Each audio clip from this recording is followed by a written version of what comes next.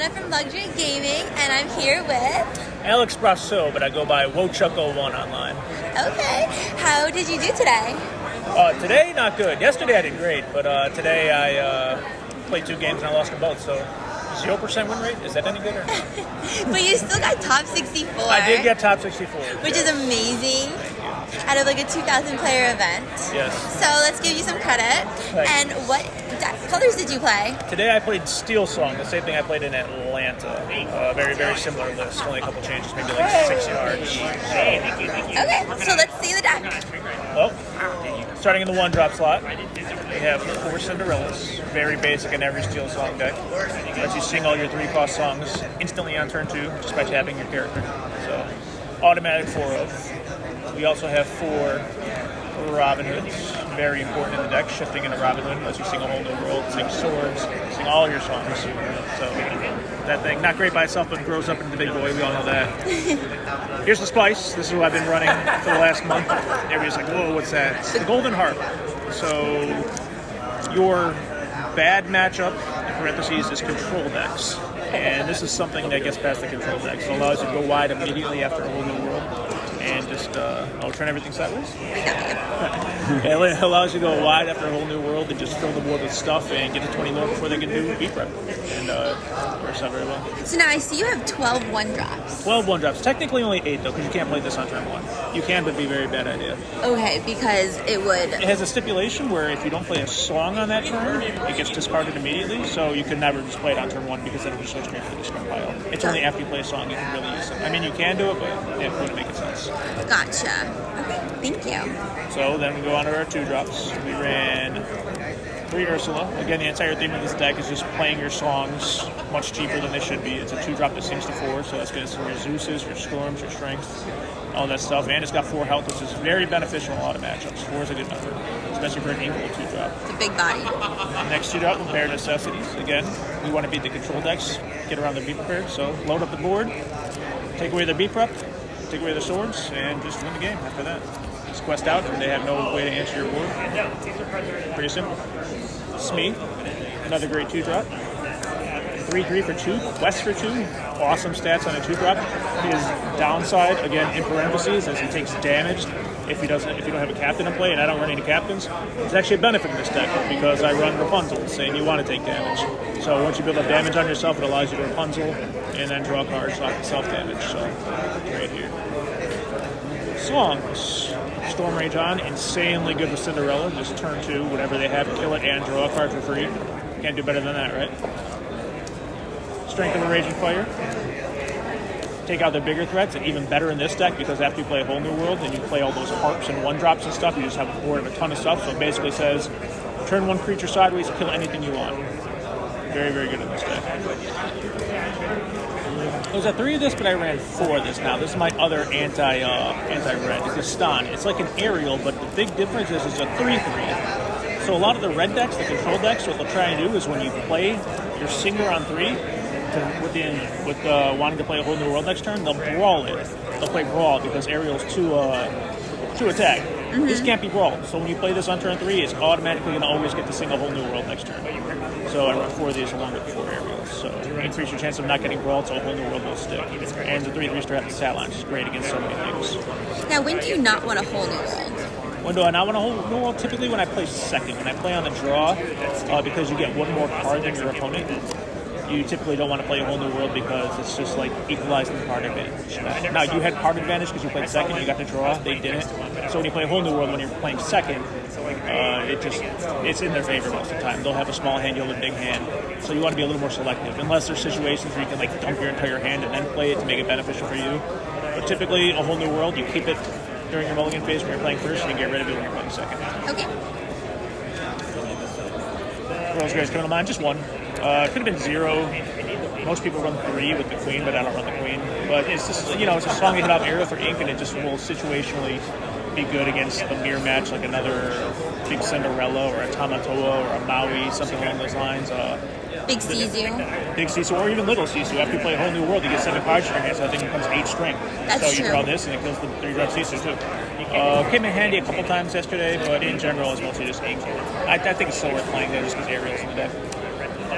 Speaking of Ariel, Ariel. Always 4 in every Steel Song deck. You'd run 12 if you could. It's just basically like your top 4 getting card is insanely good. It sings for 5, does everything you want. The one downside is going to be Brawl, but that's not even a high percentage per matchup. So Ariel, one of the best cards in the game. Always 4. To Benja, I was torn on these. I do a lot of the chatting in the Discord and stuff, and Benja was a card that a lot of people like maybe do it because you're kind of losing to red blue anyways, and you're kind of beating blue steel anyways, so it doesn't really make sense. It's not really helping anything. But I didn't even need anything else in the deck, so I just held on to 2 just in case, and it was completely useless the entire weekend. Other people predicted, it was ink the entire time. I don't know if I even put up maybe once or twice I put a Benja to play the tournament. So those are gone, unless some crazy item deck comes back. Those are gone. They can go away. All right, starting on the card draw, 4 Rapunzel. Again, great with Smee. It's just a 2 quester. 5 health is good. If they ever get cute and try to quest out, you can challenge into stuff and then heal your person draw 3. Sings Zeus. Just everything's good about Rapunzel. She's my favorite character. Always. It's just always good. That's why they made a freaking $300 promo, $3,000 promo out of it. That's how good it is. Exactly. 3 Zeus. Could be 4, but I'm really anti-uninkable. You'll see people that play Steel Song. The guy that got the 1 seed, he played 22 uninkables in his Steel Song. 22. I'm at 12. I can't do it. You need, if you want the ideal turn of turn 1 drop, turn 2 drop, turn 3 drop. That means your top 9 cards, there has to be 6 ink cards because you're inking, playing over ink. Inking, playing ink. So that's 6 of your top 9 have to be inkable. How are you going to do that consistently running 22 uninkables? I can't. It's just really cloggy. Yeah, so I can't run high uninkables in this deck. I'm never going to curve properly if I do. So I'm at 12 uninkables, so that's only 3 Zeus. So you still got to run both of them. It's just so good, but I don't want to do 4. And only 1 sword. That's another thing. Uninkable.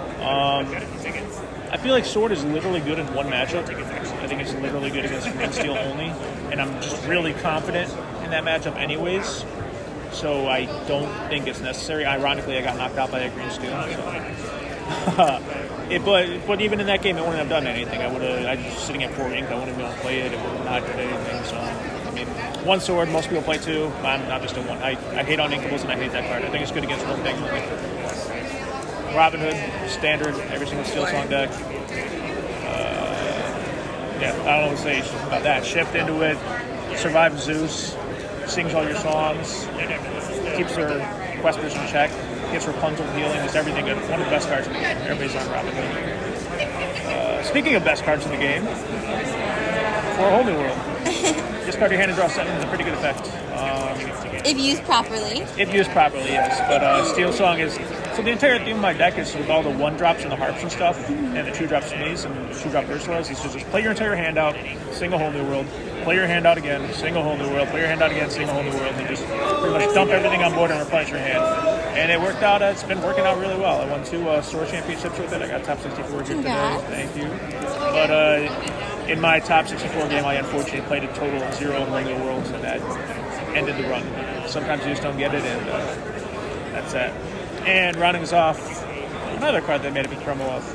I actually have 2 foil one of these now, because I got top 64 in Atlanta too, so maybe I could man up and play 2 foil ones and shuffle them together. Ooh. Although that would feel kind of dirty.